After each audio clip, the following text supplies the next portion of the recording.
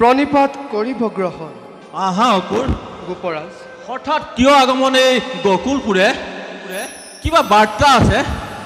কৰা প্ৰকাশ নকৰি সংশয়। গোপৰাজ, অকুৰ। চতুৰ্দশী দিনা মথুৰা নগৰে কংসই ধনুযজ্ঞ কৰা আয়োজন।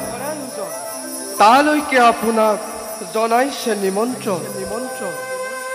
আৰু নিমন্ত্ৰণ জনাইছে আপোনাৰ দুই পুত্ৰ ৰাম আৰু কৃষ্ণ। অকুৰ, মহাৰাজ কংসৰ নিমন্ত্ৰণত মোৰ মন আনন্দিত, কিন্তু ৰাণীৰ মত কি? আনন্দিত মোৰ মন নিমন্ত্ৰণ পায়, কিন্তু ৰামকৃষ্ণৰ বাবেহে চিন্তিত মই। নকৰা চিন্তা মাতৃৰ কাৰণে। পুত্ৰ খুৰা, ৰাম, অকাতৰে কৰিছো গ্ৰহণ আপোনাৰ সাদৰ নিমন্ত্ৰণ। ভাই কৃষ্ণ, দাদা, বিলম্ব নেদেখো কাৰণ। খুৰা, কৃষ্ণ, খুৰা, কৃষ্ণ। যাম আমি তোমাৰ সহিতে মথুৰা নগৰে। খন্তেক তুমি কৰা অপেক্ষা। বিদায় লৈ আহোঁ মই প্ৰাণপ্ৰিয় সমসখীসমূহৰ পৰা।